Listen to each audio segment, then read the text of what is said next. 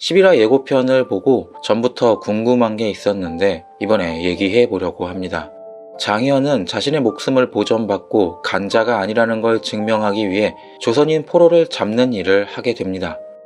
이걸 하면서도 큰 죄책감을 느끼거나 하지는 않았죠. 근데 파트 2로 넘어오면서 장희연이 갑자기 조선인 포로를 구하고 있었습니다. 심지어 각화에게 걸려서 못 본 걸로 해달라고 하죠. 갑자기 장희연은 왜 이렇게 변한 걸까요? 그 단서가 바로 11화 예고편에 나왔습니다.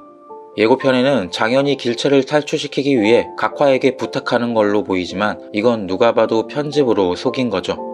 자세히 보면 장희연이 탈출시키는 이들은 키가 아주 작고 수염이 없습니다. 어린아이라면 굳이 상투를 틀 이유가 없죠. 이들은 여자로 추측되는데 아무래도 포로들을 잡아 팔아넘기는 인신매매단에게는 여자로 보여지는 게 더 위험하기 때문이겠죠. 장희연은 성공개 영상에 나왔던 것처럼 조선에서 끌려온 자들이 당하는 일들을 지켜봤을 겁니다. 하지만 그렇다고 장희연이 이들을 갑자기 탈출시키지는 않았겠죠. 자신의 목숨을 걸어야 하니까요. 마음은 있었겠지만 이들을 도울 계기가 필요했을 겁니다.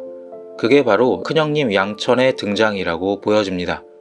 양천은 청나라의 포로로 잡혀갔다가 도망쳤는데 이때 분명 장희연과 눈이 마주쳤습니다. 장희연은 양천을 알아보지 못했지만 양천은 이때 장희연을 알아봤겠죠.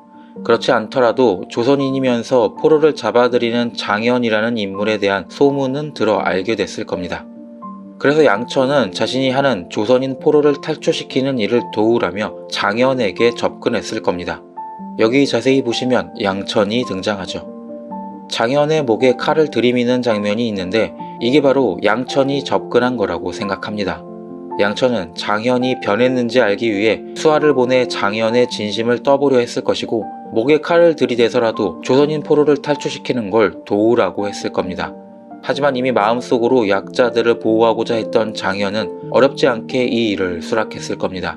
그래서 예고편을 보면 나중에는 훨씬 조직적이고 계획적으로 공녀들을 탈출시키는 장면이 나옵니다. 여기 제일 왼쪽 인물이 구자암으로 보이죠.